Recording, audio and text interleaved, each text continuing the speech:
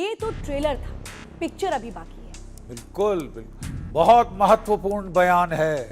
इसे पाकिस्तान हल्के में ना ले, नहीं तो झटका लग सकता है। ये जो पाकिस्तान है, ये तो आप मानेंगे ना सर, इस बार की जो सिचुएशन हुई, जिस तरह से हमने पाकिस्तान को जवाब दिया, पाकिस्तान पूरी तरह से एक्सपोज हो गया। वो जनाजे वाली तस्वीरें भी आपने देखी होंगी, 14 करोड़ रुपए आतंकियों को दे दिए गए। इसका क्या मतलब है? केवल कचड़ा है पाकिस्तान, वो तभी पाकिस्तान की फौज कहती है मोहरे हैं हमारे, 2 टके की इनकी जान की कीमत नहीं है हमारे पास। आसमान साफ कर ही दिया था कि ये लगे रोने, जाके पांव पकड़ दिए डोनाल्ड ट्रंप के कि मेरे आका मुझे बचाओ, और हमने उदारता दिखाई तो भंगड़े शुरू कर दिए कि हम जीत गए। 14 करोड़ रुपए दे दिए जा रहे हैं एक आतंकी के परिवार के मारे जाने पर। तो ये जो पैसा आ रहा है, ये तो IMF दे रहा है। दुनिया को देखने और सोचने की जरूरत है, वहां लोगों के पास नहीं जाएगा। एक फट से पाकिस्तान की फौज हड़प लेगी, नए हथियार, नए खिलौने खरीदेगी।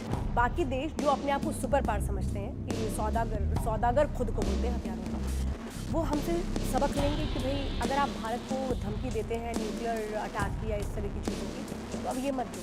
It has given a hit at Pakistan and it has done it in a very deliberate, calculated manner कि वो एक मिसाल है, काबिले तारीफ है, और देश ऐसा नहीं कर पाए।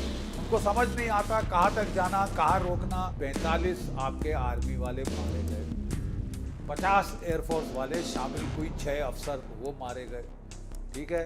140 टेररिस्ट मारे गए, जिसमें 6 हाई वैल्यू टारगेट JF-17 गिरा दिए, ठोक दिए हैं भारत की एयरफोर्स ने। एक F-16, एक जो है एक J-10C, एक AWAC, एक C-130, 4 रडार, ये सब ठोक दिए हम। सर इनफैक्ट अगर आप ये सुनेंगे तो पाकिस्तान की जो आवाम है वो ये कह रही है कि भाई हमारे एयर डिफेंस सिस्टम क्या कर रहे थे। हिंदुस्तान 24 अपने क्रूज मिसाइल फायर करता है, 24 के 24 टारगेट पे हिट होते हैं, और हमारे टेरर कैंपों के परखच्चे उड़ जाते हैं। ये कैसे हो सकता है साहब कि जब हम फायर करते हैं एक नहीं लगता? एक ऐसी पहल नहीं करनी चाहिए कि हम अपने त्योहार उन फौजियों के परिवारों के साथ मनाएं जिनके अपने हमारे लिए कुर्बान हो, या हम सुरक्षित रहें। सबसे पहले है भारत की यूनिटी और एकता। पहली बार मैंने देखा है पहलगाम का हत्याकांड हुआ और कश्मीर में पूरा जो है हड़ताल हो गई। ये जो हिंदू मुस्लिम तमाशा ये बोल रहे थे कौन? जनरल आसिफ मुनीर। भारत में हिंदू मुस्लिम कब से, सदियों से वो इकट्ठे रहे।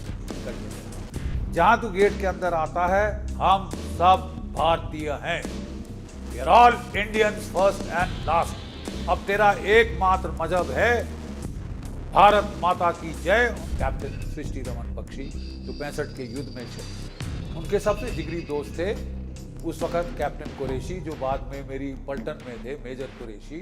और जब मैं 2nd लेफ्टिनेंट ज्वाइन किया तो मैं उनकी कंपनी में देश के कोने कोने में जाएंगे, स्कूल्स और कॉलेजेस के बच्चों से बात करेंगे देशभक्ति के बारे में, नेशनलिज्म, पेट्रियाटिज्म के बारे में, जज्बे के बारे में, फौज के एथिक्स के बारे में। फौज के मूल्य क्या है आप बताइए, देशभक्ति क्या होती है बताइए। अपने माँ बाप का इकलौता बेटा, उसको खोना क्या हो सकता है? क्या बेटा हम अंदाज भी लगा सकते हैं। मेरे तो घर में है, देखिए वी वर लकी। एक बड़ा भाई शहीद हुआ, मैं था, मेरा छोटा भाई। आपको बताना है कि आप उनके साथ हैं। शहीदों की चिताओं पर लगेंगे हर बरस मेले, वतन पे मिटने वालों का यही बाकी निशान हो। नमस्कार, आपके साथ मैं हूं श्वेता त्रिपाठी, और आज बात करने जा रहे हैं बेहद महत्वपूर्ण विषय की। वो महत्वपूर्ण विषय हर किसी के लिए एक है, चाहे वो पैदा हुआ बच्चा हो या फिर एक बुजुर्ग हो, क्योंकि हर किसी की जुबान पर सिर्फ एक बात होनी चाहिए, और वो भारत माता की जय। लेकिन जिस तरह से हिंद की सेना ने दुनिया को बता दिया कि जब हिंद की सेना उतरती है तो फिर कैसे पाकिस्तान के पैर थर-थर कांपते हैं, और पाकिस्तान थर-थर कांपता है उस आवाज से जो साफ तौर पे कहती है ना झुकेंगे ना रुकेंगे, अगर दम है तो फिर आकर के सीधे सीने पर गोली खाने का दम रखो। आप समझ गए होंगे कि आज मैं बात किसकी कर रही हूं, जिनकी आवाज में है वो दम जो पाकिस्तान तक पहुंचती है तो हर कोई ये सोचता है कि अब हम कहां भागे, कौन से बिल में छिपे। तो आज हमारे साथ खास मेहमान मौजूद है इस पॉडकास्ट में, major general GD Bakshi sir, बहुत बहुत स्वागत है आपका। थैंक यू बेटे, thank you. Major general GD Bakshi sir, मैं सबसे पहले यही समझना चाहती हूँ, आज एक बहुत बड़ा स्टेटमेंट दिया हमारे डिफेंस मिनिस्टर ने, राजनाथ सिंह ने, जो ये कह रहे हैं कि ये तो ट्रेलर था, पिक्चर अभी बाकी है। बिल्कुल बिल्कुल, बहुत महत्वपूर्ण बयान है। इसे पाकिस्तान हल्के में ना ले, नहीं तो झटका लग सकता है। कि देखिए साहब, अभी तो हमने केवल ट्रेलर दिखाया है आपको, ये तो आगाज है। अगर आप बाज नहीं आए, ये तो आगाज है, अगर आप बाज नहीं आए तो साहब then it will be harder, longer, stronger. जो हमारा जो पलटवार होगा इस बार, act of war, act of war मान रहे हैं आप। टेररिज्म का एक और वारदात करके देख लीजिए। We will, as per the new national security doctrine enunciated by the Prime Minister of India, her act of terrorism will be considered an act of war. इसलिए हमने ऑपरेशन सिंदूर कॉल ऑफ नहीं किया है। Operation सिंदूर चालू है। आप एक इस तरह की घिनौनी गलती करके देखो, you will be doing us a favour, क्योंकि फिर हमको पूरी जस्टिफिकेशन होगी आपके ऊपर राशन पानी लेके चढ़ जाने।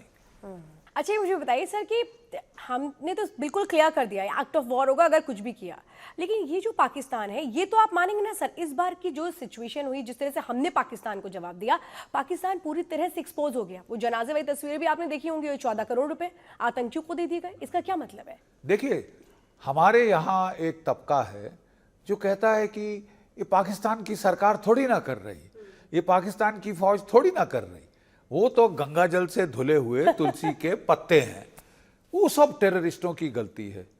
झूठ। वो टेररिस्ट केवल कचड़ा है पाकिस्तान का।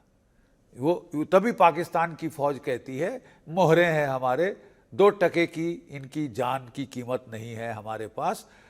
वहाँ की लाहौर की नाली स्लम से रिक्रूट करते हैं, 12, 13, 14 की फैमिली होती है, वो बच्चों को खिला पिला नहीं सकते, मदरसों में भेज देते हैं।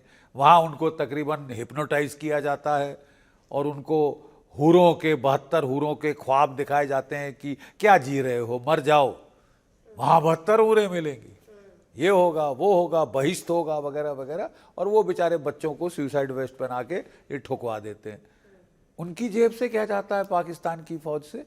वो तो मरवाते जाएं, आप 20, 30, 40 हजार, 50 हजार मार डालो, पाकिस्तान की फौज को कोई फर्क नहीं। लेकिन आतंक के असली आका ये टेररिस्ट मोहरे हैं। असली आका पाकिस्तान की फौज, पाकिस्तान की ISI है। सर, लेकिन हम उसको क्या फौज बोले, क्योंकि वो तो खुद को कह रहे हैं जिहादी है। नहीं, जिहाद फी सबीलुल्लाह, ईमान तकवा, जिहाद फी सबीलुल्लाह। पाकिस्तान की आर्मी की मोटो जियाउल हक ने बदली करी, उसने ऐड किया जिहाद फी सबीलुल्लाह।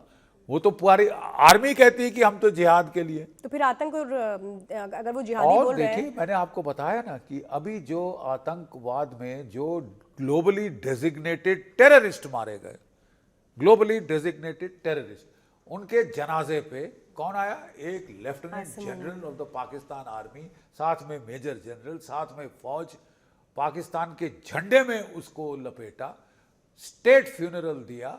और वो जो लेफ्टिनेंट जनरल ने सलूट मार के जनरल आसिम मुनीर की तरफ से रीथले किया, जो कि चीफ मिनिस्टर हैं पंजाब सूबे की मरियम नवाज, तो वो भी जाके रीथले करने आई थी, स्टेट फ्यूनरल दे रहे थे। आप एक ग्लोबली डेजिग्नेटेड आतंकवादी को, what is the difference between the state and the non state actor? ये क्या कहानी हम बोल रहे हैं कि ये तो नॉन स्टेट एक्टर्स हैं? हम झूठ बोल रहे हैं। We are deliberately spreading a false narrative to get Pakistan off the hook. असली गुनहगार पाकिस्तान की फौज, असली गुनहगार जनरल आसिम मुनीर, उसका DG ISI और उसकी फौज और उसकी ISI। जब तक हम इनको आड़े हाथ नहीं लेंगे, और अभी तक नहीं लिया है, अभी तक केवल ठुकाई हुई है टेररिस्टों की और पाकिस्तान की एयरफोर्स की। तो कैसे लिया जाए आड़े हाथों? देखिए, जब भी हम हमला करते हैं बड़ा भारी, जैसे हमने 71 में किया था, स्टेप 1 गेन एयर सुपीरियोरिटी। आसमान साफ कर दो, आसमान में हमारी एयरफोर्स बुलंदी पे आ जाए, फिर जमीन पे और समुद्र पे हमारा रास्ता खुल जाता है, फिर वो फौजें चढ़ती हैं। एक बार हम आसमान साफ कर दें। आसमान साफ कर ही दिया था कि ये लगे रोने, जाके पांव पकड़ लिए डोनाल्ड ट्रंप के कि मेरे आका मुझे बचाओ, और हमने उदारता दिखाई। उदारता दिखाई तो भंगड़े शुरू कर दिए कि हम जीत गए जीत गए जीत गए। कुत्ते की धुम है, आप स्टील की नाली में डाले 10 साल बाद निकालें वो टेढ़ी रहेगी। तो मेरे ख्याल तभी आज हमारे रक्षा मंत्री जी को बहुत मजबूर होके कहना पड़ा है कि भाइयों ये जो है महज एक ट्रेलर है, मेन पिक्चर तो बाकी है।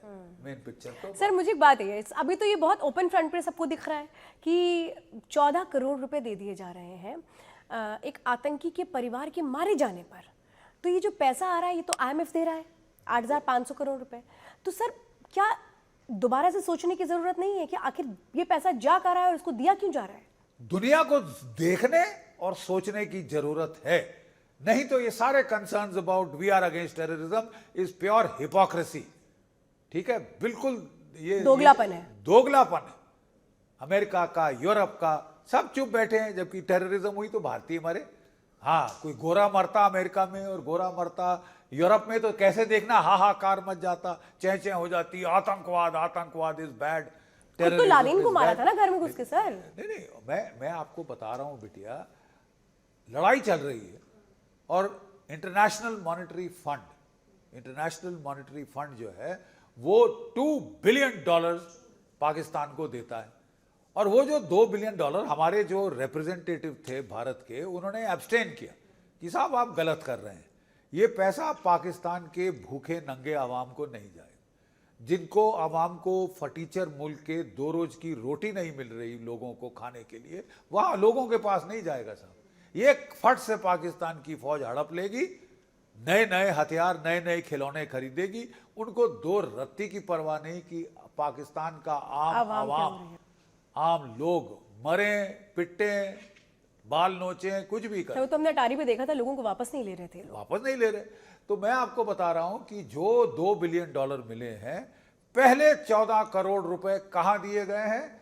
मरकज़े सुभान अल्लाह जिसको, गेट दिस राइट, जिसको ओसामा बिन लादेन ने $10 मिलियन दिए थे वो ऐश महल खड़ा करने के लिए, जिसको हमारी एयरफोर्स ने ईंट से ईंट बजा दी, मिट्टी में मिला दिया, जमीन दोज कर दिया, मार मार के पर खच्चे उड़ा दिए। ठीक है, आप वो महल फिर खड़ा करना चाहते हैं, खड़ा कर दीजिए, हम फिर गिरा देंगे। खड़ा करिए, we will get it down, just right. Sir एक और बात मैं समझना चाहती हूँ, देखिए ये अपनी तरीके की जो कॉन्फ्लिक्ट हुआ, जो सिचुएशन थी, इसने दुनिया को भी सर एक बहुत बड़ा मैसेज दे दिया कि अब ये वो भारत है जो कहता है कि अगर हम इंडिजिनस की बात करते हैं, अगर हम बात करते हैं आत्मनिर्भर भारत की, तो वो सिर्फ कहना नहीं होता, करके दिखा दिया, आकाश हो या ब्रह्मोस हो। तो सर आप अगर हम इसको आगे भविष्य के इसमें देखें तो आपको ऐसा लगता है कि बाकी देश जो अपने आप को सुपर पावर समझते हैं, कि सौदागर खुद को बोलते हैं हथियारों का, वो हमसे सबक लेंगे कि भाई अगर आप भारत को धमकी देते हैं न्यूक्लियर अटैक की या इस तरह की चीज़ों की, तो अब ये मत दो, हम सफिशेंट हैं और हम जानते हैं कि कैसे फाइट लड़ी जाती है।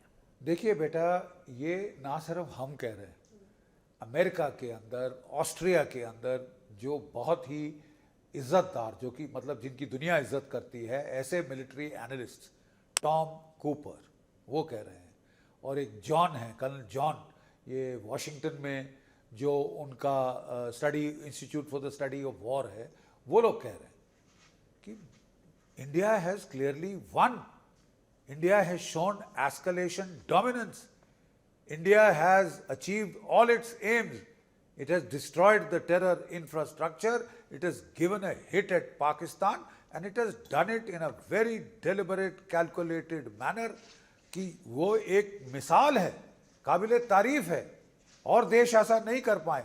उनको समझ नहीं आता कहाँ तक जाना, कहाँ रोकना, और फिर वो लड़ाई बेअंत शुरू हो जाती है। इराक में घुसे 1 दशक तक, 10 साल तक निकलना मुश्किल हो गया, अफगानिस्तान में घुसे, फंस गए, ये इंडिया ने करके दिखाया है, वो कह रहा है, जॉन कह रहा है कि इंडिया ने करके दिखाया है how to start and finish at the appropriate time, complete escalation dominance, अपने पूरे एम्स ऑब्जेक्टिव अचीव किए हैं, पाकिस्तान की फौज को धराशायी कर दिया है, घर में घुसकर मारा और जो टॉम कूपर है ऑस्ट्रिया का एयर फोर्स स्पेशलिस्ट, वो कह रहा है साहब ये तो बेमिसाल है, इट इज अनप्रेसिडेंटेड कि एक एयरफोर्स दुश्मन के इलाके में घुस के उसके पहले तो 9 टेररिस्ट कैंप तबाह करे, फिर 13 एयर बेसिस तबाह कर दे, रडार ठोक दे, उनके मिसाइल्स नाकारा कर दे, जो HQ-9 HQ-16 surface to air missile बेकार कर दे।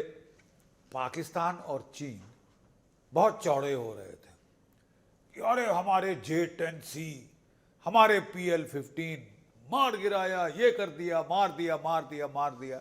अबे क्या मारा, दिखाओ ना हमको कहाँ गिरे हैं जहाज। कोई सबूत तो है नहीं। बकवास करने के लिए गीदड़ भपकियां सुननी हो तो पाकिस्तान से सुन लो। उनके जो औरंगजेब साहब वो बड़े स्लिक पावर पॉइंट दिखा के लोगों को इम्प्रेस कर रहे थे। आप केवल पावर पॉइंट बना सकते हो। जमीन पे हमारी एयरफोर्स ने आपकी एयरफोर्स के परखच्चे उड़ा दिए। असलियत ये है। अब धीरे धीरे सिंकिंग इन हो रही है। देखिए ये जो है पाकिस्तान की फितरत है झूठ बोलना। जब 1971 में जब हम लड़ रहे थे तो वहाँ उनकी फौज ढाका में सरेंडर कर रही थी और यहाँ रावलपिंडी में बैठा जनरल याया खान, जो कि विस्की पीने के बड़े शौकीन थे और दारू में धुत होके वो रेडियो ब्रॉडकास्ट करते थे। टेलीविजन नहीं होता था, रेडियो ब्रॉडकास्ट करते थे। तो जहाँ पाकिस्तान की फौज हथियार डाल रही थी ईस्ट में, वेस्ट में ये दारू पी के बोल रहे थे, मैं इंशाअल्लाह अपनी फौजों के साथ ऑपरेशन चंगेज खान करूंगा, मैं भारत को ये कर दूंगा, वो कर दूंगा। जब विस्की लथ गई तो रियलिटी चेक हो गई। अब वो थे याया खान, बड़े अयाश, बड़े रंगीन मिजाज के थे वो जर्नल। अब ये दूसरे मुल्ला आए हैं, लेकिन ये मुल्ला विस्की पीने वाले मुल्ला है। आपने नहीं सुना था कि मुल्ला विस्की पीते हैं। इन्होंने भी वैसी तरह ये भी टैंक पे खड़े होके, टैंक पे मैंने कभी 4 स्टार नहीं देखे। जनरल के स्टार टैंक पे थोड़ी ना लगा। वो टैंक को परखच्चे उड़ा देंगे तो हम कोई 10 किलोमीटर से, क्योंकि जहां दिख जाए ये 4 स्टार वाला, वो आप लाहौर की गलियों में लगा सकते हैं। 4 स्टार अपने सिविलियन को इम्प्रेस कर सकते हैं। लड़ाई में 4 स्टार डाल के आइए, थैंक यू, हमको ठीक पता चल जाएगा तुम हो कहाँ। खुद तो जाकर छुपा बंकर के नीचे, अंडरग्राउंड जमींदोज हो गया। ठीक है, फैमिली को भगा दिया अमेरिका, इसके बाकी जर्नलों ने फैमिली भगा दी लंदन और कहीं और। पहली बार मैंने देखा है कि एक जनरल, एक चीफ, आर्मी चीफ अपनी फैमिली को भगा दे कि भैया कोई सेफ नहीं है, कोई भरोसा नहीं, क्या होगा, तो आप लोग भाग लो। ठीक है, फैमिली भगा दी। और पाकिस्तान के फौजियों को बोल रहा है कि अल्लाह की राह में जो मरता है वो मरता नहीं। अरे वो मर गए यार, तुमने मरा दिए। 45 आपके आर्मी वाले मारे गए, 50 एयरफोर्स वाले शामिल कोई 6 अफसर वो मारे गए। ठीक है, 140 टेररिस्ट मारे गए, जिसमें 6 हाई वैल्यू टारगेट्स। ठीक है, आपका कोई 4 से 5 कम से कम JF-17 गिर चुके हैं, गिरा दिए, ठोक दिए हैं भारत की एयरफोर्स ने। एक F-16, एक जो है एक J-10C, एक एवैक, एक C-130, 4 रडार, ये सब ठोक दिए हमने। ठीक है, बड़े बड़े गहरे खड्डे हैं आपकी जहां एयर स्ट्रिप्स थी।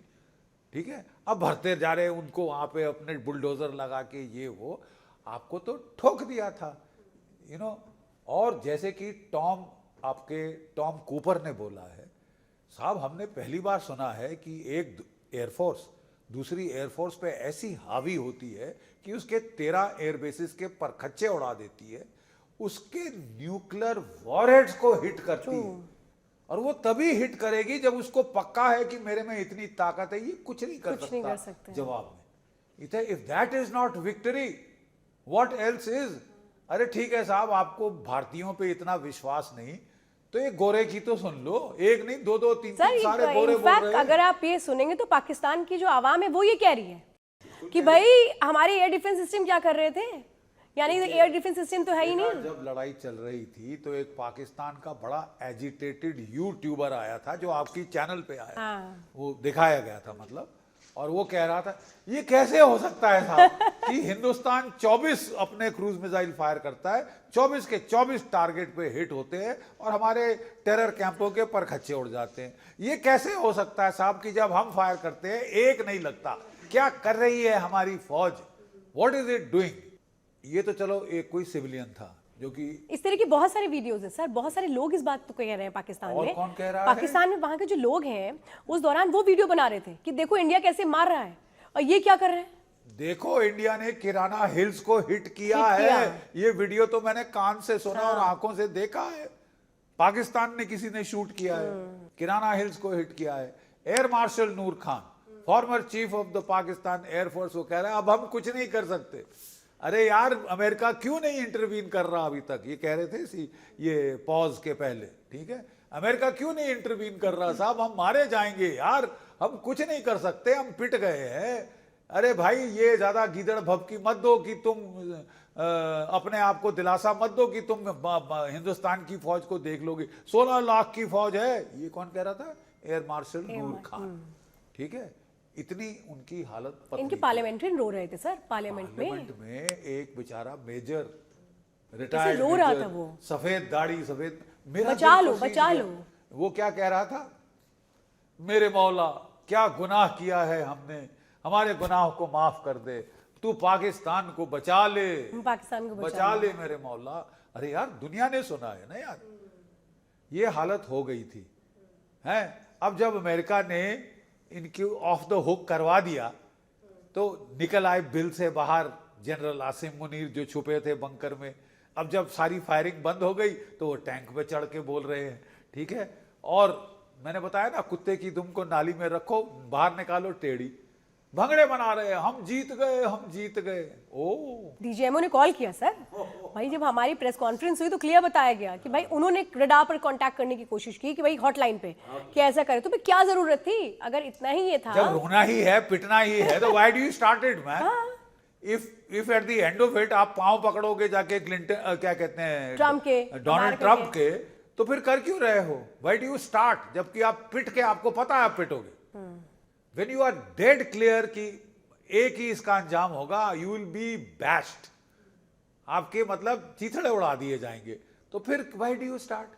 लेकिन ये अकल नहीं आती ना। ये तो मतलब कोई अकल हो तो आ जाए, अकल हो तो आ जाए ना साहब। अगर अकल घुटनों के नीचे है सर तभी तो गधे बेच रहे हैं इकोनॉमी चलाने के लिए। अब गधे अकल बेच कहाँ रहे है? हैं अकल इकोनॉमी तो वही है चलाने के लिए। सर। खाना 2 रोज की रोटी नसीब नहीं हो रही इनको साहब। स्वीडिश एवैक चाहिए, चाइनीज भी नहीं कि घटिया माल है, स्वीडिश एवैक चाहिए।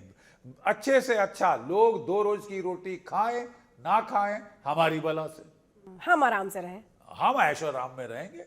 वो जो लाहौर में जब याद है पाकिस्तान के लोग गुस्सा गए थे तो उन्होंने लाहौर में 4 कोर के कमांडर का घर रैंसैक कर लिया था। और सबसे पहले वो बेचारे भूख लगी थी बड़ी जोर की, वो उसके बिरयानी निकाल के लाए थे। वो फ्रिज में गए, बिरयानी निकाल ली, क्राफ्ट चीज थी, एग्जॉटिक फ्रूट्स थे, वो सब निकाले और भाग उठा के ले गए। फिर देखा उन्होंने उसके सफेद सफेद मोर हैं, घर में पाल रखे थे साहब। राजमहल है ना कोर कमांडर का घर, वो राजमहल से जो भी मोर थे वो लोग ले गए, काट के खा गए। इतने भूख लगी थी साहब कि वो मोर का भी कड़वा होता है, मोर का मीट लोग बताते हैं, ठीक है, वो भी खा गए वो लोग, भूख लगी हुई थी। Hunger leads to anger. Pakistan के जर्नैलों, इसके पहले कि hunger leads to real anger in Pakistan, बाज आ जाओ। सर एक बार मैं ये समझना तुम चाहती नहीं हूँ बचोगे। कि ये तुर्की और अजरबैजान जो आए हैं सामने, ड्रोन दे दिया, मार गिराए गए, हालांकि इनके तो कुछ भी नहीं बचने, ये क्यों आ गए? ये क्यों इस तरह से इतना पाकिस्तान का साथ दे रहे हैं? देखिए जहां तक तुर्की का सवाल है, तुर्की के एर्दोगान साहब समझते हैं कि मैं खलीफा, मैं जो खालिफ है, खालिफेट, मैं उसको फिर से जिलाऊंगा। जो वर्ल्ड वॉर 1 के पहले होती थी, तुर्की एक खलीफा था पूरी इस्लामिक वर्ल्ड का, अब पता नहीं कहाँ से सऊदी अरेबिया आके चौधरी बन गया है, मैं उसको हटवा के मैं तुर्की सुल्तान एर्दोगान, सुल्तान एर्दोगान के बेटे हैं, उनकी फैक्ट्री है ड्रोन्स की, उन्होंने अपने घटिया ड्रोन्स बेचे हैं पाकिस्तान की एयरफोर्स को। पाकिस्तान की एयरफोर्स ने जो 8 तारीख को 400 ड्रोन फायर किए भारत की तरफ, चला दिए, एक टारगेट हिट नहीं किया साहब। फिर अगले दिन उन्होंने लॉइटरिंग ड्रोन्स भेजे, एक जाके गिरा कहीं फिरोजपुर के गांव के पास, कुछ लोग घायल कर दिए, एक मैंने सुना है कोई मर गया बेचारा वहां पे, ठीक है, उसके अलावा ही कुछ कर नहीं पाए। फिर साहब आखिरी दिन 10 तारीख को तो इन्होंने फतेह बैलिस्टिक मिसाइल फायर किए, फतेह 2 बैलिस्टिक मिसाइल भारत की तरफ। अब देखो बेटा, एक बैलिस्टिक मिसाइल या तो न्यूक्लियर टिप्ड हो सकता है या conventional. Bharat has no way of knowing की, और फायर कहां किया? न्यू दिल्ली, नई दिल्ली की ओर, फतेह 2 बैलिस्टिक मिसाइल। कौन सी रिस्पॉन्सिबल सरकार ये रिस्क उठा सकती थी कि हम इसको फटने दे दिल्ली के ऊपर, फिर पता चलेगा न्यूक्लियर है या कन्वेंशनल। हमने ठोक दिया उसको, सिरसा के पास जाके उसका कारकस, उसकी लाश जो है वो मिसाइल की वहां पड़ी है, बच्चे खेल रहे थे, वो काले रंग का आपने लंबा सा मिसाइल देखा होगा। देखिए, एक टैक्टिकल बैलिस्टिक मिसाइल को मार गिराना इज अ फीट। मैं समझाता हूं क्यों। इंटरकॉन्टिनेंटल बैलिस्टिक मिसाइल 5000 की रेंज से ज्यादा का होता है, जहां से फायर होता है सैटेलाइट्स पिकअप कर लेते हैं, तो जो 15, 20, 30 मिनट जो लगते हैं उसकी वार्निंग मिल जाती है। उसको मार गिराना इज इजियर, ठीक है। नेक्स्ट है इंटरमीडिएट रेंज बैलिस्टिक मिसाइल, उसकी कोई 2-3 हजार किलोमीटर की रेंज होती है, उसको भी लॉन्च पे डिटेक्ट ऑन लॉन्च, ठीक है, एंड यू कैन डिस्ट्रॉय, कहीं भी रास्ते में इंटरसेप्ट कर सकते। टैक्टिकल बैलिस्टिक मिसाइल 200-300-400 किलोमीटर की रेंज, ठीक है, उसको ठोक मारना बड़ा मुश्किल है। Very little time, very little reaction time, very small flight path and no reaction time. उसको ठोक दिया साहब, टैक्टिकल बैलिस्टिक मिसाइल ठोक दिया। तो उसके बाद भारत ने कहा साहब अब I think enough is enough, इसके पहले ये और कोई चुलबुली करे।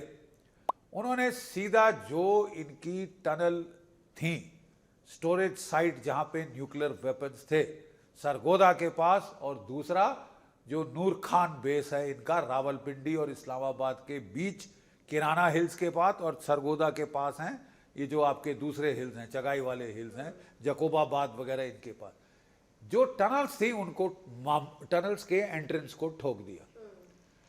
जब ब्रह्मोस क्रूज मिसाइल से ठोका, सुपरसोनिक है, 3 times the speed of sound, और जब वो इंपैक्ट मारता है तो 16 time the speed of sound का वो वर्टिकल डाइव मारी।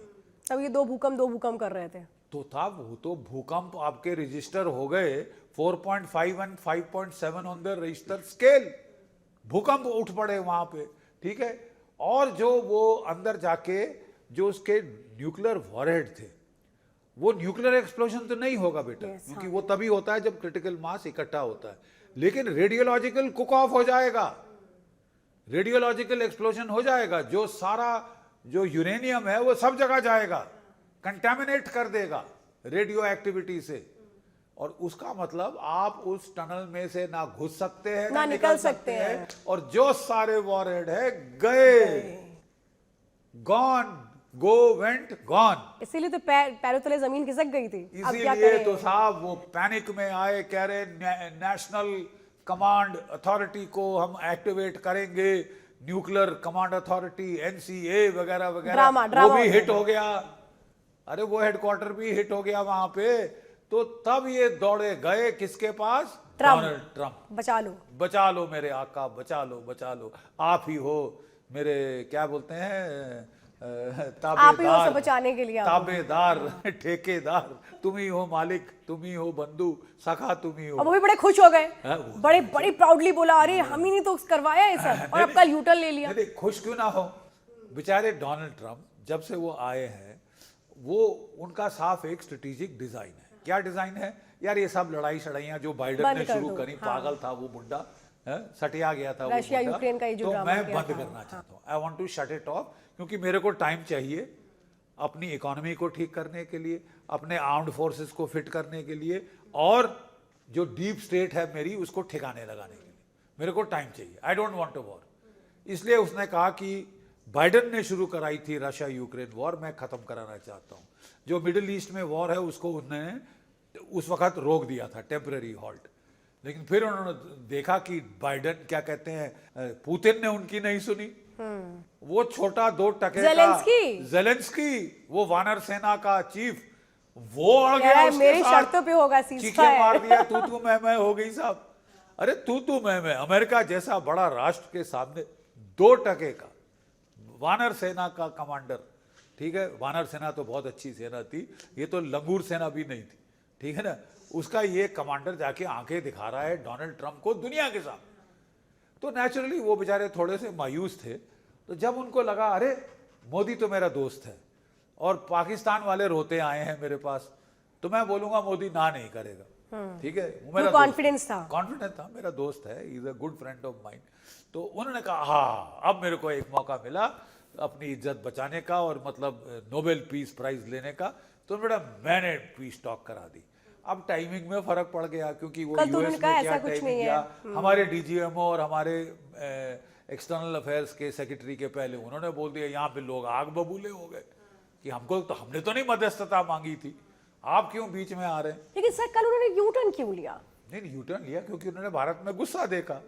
देखिए मैं तो समझता हूं कि उनके स्टाफ ने उनको ब्रीफ नहीं किया कि साहब ये बोलना भारत और पाकिस्तान के बीच में मॉरल इक्विवेलेंस, स्ट्रेटेजिक इक्विवेलेंस करना भारत को गाली देने के बराबर। एग्जैक्टली, बिल्कुल, आप गाली दी है कंट्री, हाँ, ब्लड इंसल्ट है ये भारत के लिए।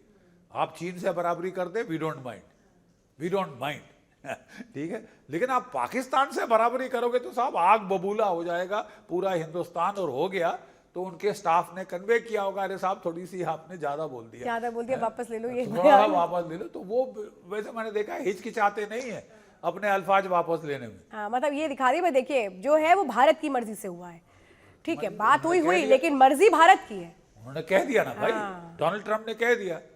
देखिए Donald Trump I think basically is pro Indian. क्यों?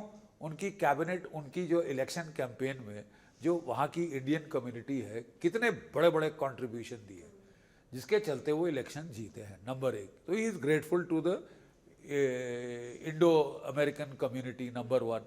नंबर 2, उनकी कैबिनेट में देखिए Tulsi Gabbard practising Hindu, Marco Rubio very fond of India, ठीक है, उसके बाद आपके कैश पटेल और कितने कितने टॉप जो उनके लीडर हैं, जेडी वांस की श्रीमती भारतीय मूल की हैं, the vice president wife is an Indian of Indian origin, ठीक है। तो बहुत सारे उन्होंने इंडियंस लिए हुए हैं या प्रो इंडियन लोग लिए हुए हैं अपनी कैबिनेट में। तो मैं नहीं समझता कि वो जानबूझ के कभी भारत के हितों के बरखिलाफ जाएंगे, ठीक है। और भारत में तो लोगों ने राहत की सांस ली थी जब जो बाइडेन बाहर निकाला था अमेरिका के लोगों ने, दे थ्रोन हिम आउट। क्योंकि जो बाइडेन तो साहब हाथ धो के भारत के पीछे ही पड़ गया था, यू आर विद मी और अगेंस्ट मी, कि मेरी लड़ाई है रूस के साथ, तुम भी इकट्ठी करो। बोले साहब बच्चों का खेल है क्या, हमारी तो कोई प्रॉब्लम नहीं है रूस के साथ, आपकी प्रॉब्लम है आप सॉल्व करें, हम क्यों इकट्ठी करें। वो Russia is a tried and tested friend. अब जो डोनाल्ड ट्रंप आए हैं, he also finds Russia friend, वो भी रशिया के साथ हाथ मिलाना चाहते हैं, क्योंकि वो कहते हैं कि देखो भाई, मेरे मेन टारगेट, मेरा मेन दुश्मन, मेरा मेन कंपेटिटर है पीपल्स रिपब्लिक ऑफ चाइना। सारे प्रीवियस प्रेसिडेंट ओबामा, क्लिंटन, सब ने जो है पिवट किया था टू एशिया। ये बाइडेन ने पिवट वापस यूरोप पे ले गया था कि मेरा तो मेन एनिमी रशिया है, मैं उसकी ईंट से ईंट बजा दूंगा, मैं उसकी इकोनॉमी डुबो दूंगा।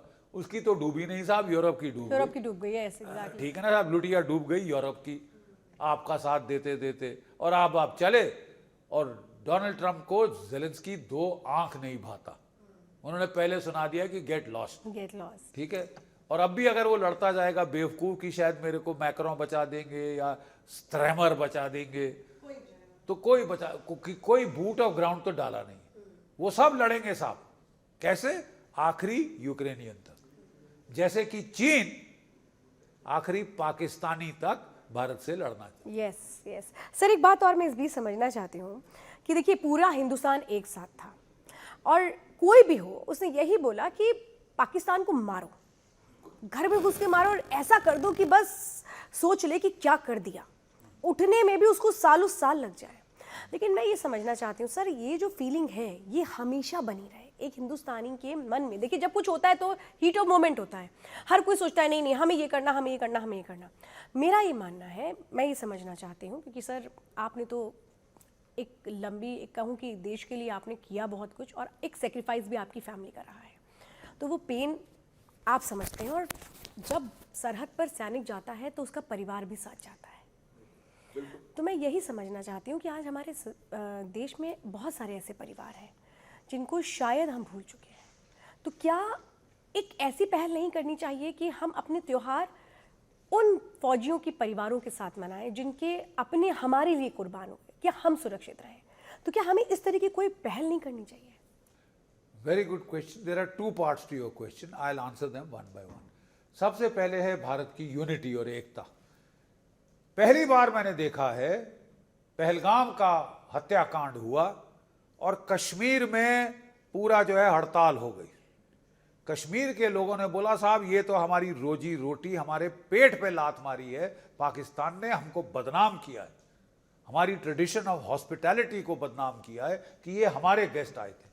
मैंने उमर अब्दुल्ला को सुना कि मैं क्या बोलूं, मेरे पास कोई जुबान नहीं बोलने के लिए साहब कि मैं क्या जवाब दूं उन फैमिलीज को।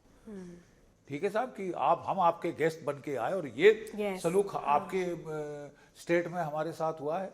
कश्मीर में हड़ताल मैंने नहीं देखी पहले, दिस द फर्स्ट टाइम। मेरी जिंदगी बीत गई, मैं जम्मू की पैदाइश हूं भाई द वे, और मेरी तो जिंदगी बीत गई है लड़ते लड़ते लड़ते वहां पे, लेकिन अभी तक मैंने इस टाइप का नहीं देखा ये डेमोन्स्ट्रेशन ऑफ यूनिटी। ठीक है, देखिए ये जो हिंदू मुस्लिम तमाशा ये बोल रहे थे कौन? जनरल आसिम मुनीर। भारत में हिंदू मुस्लिम कब से, सदियों से वो इकट्ठे रह रहे। जो most intelligent Muslims in the world are Indians, सबसे ज्यादा पढ़े लिखे, वेल टू डू, वो भारतीय हैं। ये let me now be blunt and straightforward. जब हम फौज में आते हैं तो हमें बोला जाता है कि मिस्टर तेरा धर्म, तेरा मजहब, तेरा कास्ट, तेरी क्रीड, तेरी जात, तेरी पात, वो पलटन के गेट के बाहर छोड़ के आ जा। जहां तू गेट के अंदर आता है हम सब भारतीय हैं, we are all Indians first and last. अब तेरा एकमात्र मजहब है भारत माता की जय, और जो तीनों फौजें हैं वो नेताजी सुभाष चंद्र बोस का नारा लगाती हैं, जय Hind, good morning, good evening, good night, Ram Ram, खुदा हाफिज, ये वो nothing, there is just one word, जय हिंद। जय हिंद सर, सुबह जब मेरे को ग्रीट करता है मेरा जवान, जय हिंद, मैं भी उसको जय हिंद, आई रिटर्न दैट कॉम्प्लीमेंट। ठीक है ना, ये हमको सिखाया जाता है। मेरे फौज में देखिए, जो मैंने बड़े भाई साहब की मैंने आपको कहानी सुनाई, कैप्टन सृष्टि रमन बख्शी जो 65 के युद्ध में शहीद हुए, उनके सबसे जिगरी दोस्त थे उस वक्त कैप्टन कुरैशी, जो बाद में मेरी पलटन में थे, मेजर कुरैशी। और जब मैं सेकंड लेफ्टिनेंट ज्वाइन किया तो मैं उनकी कंपनी में गया। फौज के बारे में जितना कुछ मैंने सीखा शुरुआत में, मैंने मेजर कुरैशी से सीखा, जो अब कर्नल कुरैशी रिटायर हो गए। बड़े अच्छे हॉकी प्लेयर थे, बहुत जिंदा दिल इंसान। मैं उनको अभी भी उस्ताद मानता हूँ। He is my Ustad, he taught me, I am grateful, right. हमारे फौज में कोई हिंदू मुसलमान सिख ईसाई कोई जात नहीं है, हम सब भारतीय हैं। ठीक है, जो भी मुसलमान भारतवर्ष के अंदर हैं वो हमारे मुसलमान हैं। उनमें से उठ के आया havildar Abdul Hamid, company quarter master Abdul Hamid, Param Vir चक्र। उनमें से आए ब्रिगेडियर उस्मान, महावीर चक्र, दोनों मरणोपरांत, दोनों ने अपनी सैक्रिफाइस कर दी लाइफ भारतवर्ष के लिए। ठीक है, for an ideal. So that is as far as the Hindu Muslim angle is concern. We don't bloody well want riots when a war is on. ठीक है साहब, give us a break, idiots, give us a break, क्योंकि हम लड़ने जाएं या तुम्हारी हम यहां पे रॉयट संभालेंगे पीछे आके। ठीक है, let us fight when we have to fight. हम सब इकट्ठे, हम सब भारतीय हैं, period. That ends the first part of your question. The second part of your question is even more important. मैं बेटा 2008 में रिटायर हुआ, तो मैंने कहा यार मुझे फौज ने इतना कुछ दिया, देश ने इतना कुछ दिया, देखिए 2 स्टार लगा दिए मेरी कैप के ऊपर, I have flown a flag, you know, I have been a general officer commanding Romeo force, 18 पलटने थी मेरे नीचे जब हमने पाकिस्तान के आतंकवाद की कमर तोड़ दी राजौरी पुंछ में, गाड़ दिए नीचे, 350 गाड़ के आया हूँ, ठीक है। ये तो अब बोले ये दिल मांगे मोर, ये दिल मांगे यू नो, बट गाड़ के आया हूँ नीचे, बड़ी इज्जत दी है यार, इससे ज्यादा क्या चाहिए। I am so happy, I am so content, I have been a 2-स्टार general in the Indian army. तो जब मैंने कहा now it is pay back time, जब मैं रिटायर हो गया बेटा, तो मेरी एक दिनचर्या रही कि क्या करूं विद माय टाइम। तो मेरे को पढ़ने का बड़ा शौक है, लिखने का बड़ा शौक है, I did my PhD after retirement, ठीक है। लेकिन मैंने कहा दिस इज नॉट सफिशिएंट, ये तो अपने लिए है। What do I do for my country now, I can't fight any more. हाँ, if they call me back I will go running today. आपके लिए तो मुझे एक बात याद आ रही है, age is just a number. It's just a number, you know, I'll go, you know, so लेकिन मैंने कहा कि how do I pay back? So I started going to the schools and colleges to talk to the children. मैं 3 साल था किसमें, Vivekananda international foundation. कौन थे मेरे boss director, Ajit Doval, Kirti Chakra, you know, वो पहले होते थे director intelligence bureau, now he is the national security advisor. 3 साल मैं उनके साथ मैंने काम किया। तो जब मैं पहले मिला तब बिल्डिंग खड़ी हो चुकी थी, बड़ी शानदार बिल्डिंग है वीआईएफ की, विवेकानंद इंटरनेशनल फाउंडेशन। तो मैंने बोला सर आदेश क्या है, कौन सा सेमिनार, कौन सा बुक्स, मोनोग्राफ्स, पेपर्स क्या लिखवाना है, क्या कराना है, क्योंकि यही करते हैं थिंक टैंक, आदेश दीजिए। तो बोले बख्शी जी पहले तो आप और मैं, हम दोनों डायरेक्टर, और मैं था उनका डेप्यूटी डायरेक्टर रिसर्च, ठीक है, आप और मैं जाएंगे, देश के कोने कोने में जाएंगे, स्कूल्स और कॉलेजेस के बच्चों से बात करेंगे देशभक्ति के बारे में, नेशनलिज्म, पेट्रियाटिज्म के बारे में, जज्बे के बारे में, फौज के एथिक्स के बारे में, कि फौज के मूल्य क्या है आप बताइए उनको, देशभक्ति क्या होती है बताइए उनको। तो बेटा मैं कश्मीर से लेके कन्याकुमारी से लेके रण ऑफ कच्छ से लेके कामरूप, पूरा भारतवर्ष, कभी और छोटे छोटे गांव तक गए, अरुणाचल गया हूं, राजस्थान में गया हूं, चित्तौड़गढ़ गया हूं, हल्दी घाटी गया हूं, कहाँ कहाँ जाके छोटे छोटे स्कूलों में गांव के बच्चों से बात की, स्कूलों में बात करी, ठीक है। किसके बारे में, देशभक्ति। जो मैंने कहानी आज सुनाई है वो मैंने कितने स्कूलों में सुनाई है जाके। What is patriotism, what is nationalism, you know. तो दिस इज माई पे बैक। तो जब भी मैं स्कूल कॉलेज में जाता था तो मैं कहता था एक हीरो अडॉप्ट करिए, and this is my appeal through you बेटा to every single school in India, please adopt 1 military hero, 1 hero, वो चाहे आपका लोकल हो, चाहे 1 इज जैसे कि ये कि भाई लोकल हीरो अडॉप्ट करे। दूसरा आदि शंकराचार्य का कि नॉर्थ वाले साउथ का, साउथ वाले नॉर्थ का, ईस्ट वाले वेस्ट का, एंड वाइसा वर्सा। जो सारे मठाधीश हैं, नॉर्थ का साउथ में है, साउथ का नॉर्थ में है, this is how nation will be integrated. और वो हीरो जो अडॉप्ट करे उसके बर्थडे के दिन स्कूल में एक जलसा करे, जिसमें कि छोटे छोटे बच्चे कविताएं बोले, स्पीचेस दें, टॉक्स दें, प्लेलेट्स करें, डांसेस करें in praise of that hero. उसके शहीदी दिवस पे उसके माता पिता को बुलाएं। देखिए हम भुगत चुके, मेरा परिवार सह चुका है। जब सितंबर 1965 में मेरे बड़े भाई साहब शहीद हुए थे, कैप्टन सृष्टि रमन बख्शी, तो मुझे याद है हजूम हमारे घर पे टूट पड़े थे। मिनिस्टर, कलेक्टर, आपके क्या कहते हैं, member of parliament, member MLA, ये वो जो भी कोई था वो अपनी रजिस्टर हाजिरी कराना चाहता था कि साहब कैमरे शैमरे देख ले, मैं आया हूँ शहीद परिवार के पास। और जब दिवाली हुई तो कोई नहीं, तो हमारे घर में अंधेरा था। ठीक है साहब, मैं जानता हूँ आप भुगत चुके हैं, सब भूल गए, एवरीबडी फॉरगॉट। ठीक है, ये तो जबलपुर के लोगों की बड़ी, मतलब मैं बहुत आभारी हूँ कि जिस सड़क पे हम रहते थे उसका नाम उन्होंने शहीद रमन बख्शी मार्ग कर दिया, और एक स्मारक है जहाँ मेरा घर हुआ करता था वहाँ पे, अभी भी मेरे भाई साहब के नाम पे। But everybody forgets. और वो बुढ़ा बुढ़िया मेजर संदीप उन्नी कृष्णन अशोक चक्र मरणोपरांत, अपने माँ बाप का इकलौता बेटा, उसको खोना क्या हो सकता है, क्या बेटा हम अंदाज भी लगा सकते हैं। मेरे तो घर में देखिए वी वर लकी, एक बड़ा भाई शहीद हुआ, मैं था, मेरा छोटा भाई था, वो बड़ा टॉप बैंकर बना, डॉइच बैंक का हेड बना, मेरी बहन थी एक।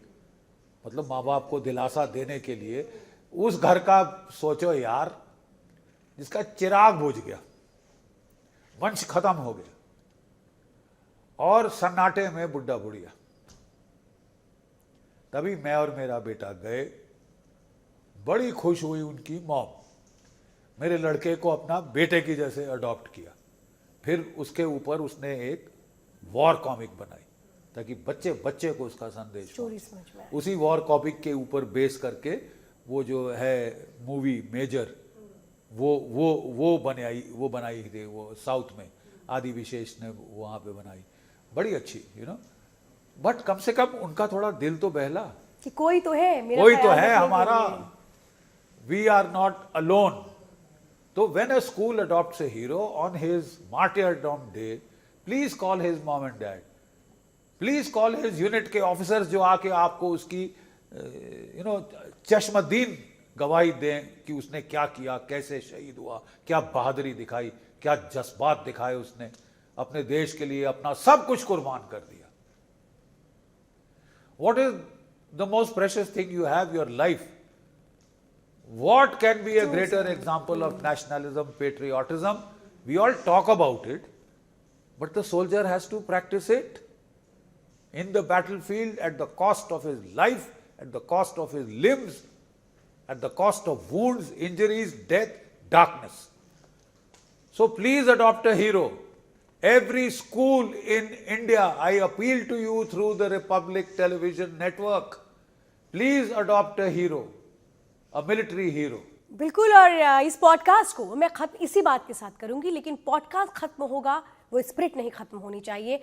जो बख्शी सर ने बड़ी बात कही है कि हीरो बनाइए उनको जिन्होंने अपनी जिंदगी आपके लिए कुर्बान की। आप खुशहाल रहें, अपने परिवार के साथ रहें।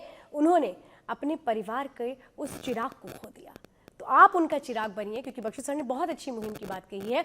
और मैं एक बार और कहूंगी सर, स्ट्रांगली हर इंडियन को ये बात बताइए और कहिए स्ट्रांगली कि आपको जिम्मेदारी निभानी है, आपको बताना है कि आप उनके साथ खड़े हैं। शहीदों की चिताओं पर लगेंगे हर बरस मेले, वतन पे मिटने वालों का यही बाकी निशान होगा। Please don't forget those who have laid down their lives for this country. More than them, don't forget their families. There is a social contract that a nation has with its armed forces. This is the soldier-citizen contract. कि जाओ बेटा, जब लड़ने जाते हो, don't look over your shoulders. Go and fight, boy. Don't worry about your family. हम उसको संभाल लेंगे। इस विश्वास के साथ आपके सिपाही सीमा पे जाके लड़ते हैं, अपने जीवन कुर्बान करना होता है, कुर्बान कर देते हैं, in the faith that you will not forget their families. Don't. जय भारत, जय हिंद। जय Hind. Salute to sir. Thank you. तो ये प्रण आज हम लोगों ने लिया, और इस प्रण को आगे बढ़ाना है। हर फौजी को सिर्फ जुबान पे नहीं, दिल से अपनाना है। सर बहुत बहुत धन्यवाद हमारे साथ जुड़ने के लिए। आप सबका भी बहुत बहुत धन्यवाद हमारे साथ जुड़ने के लिए।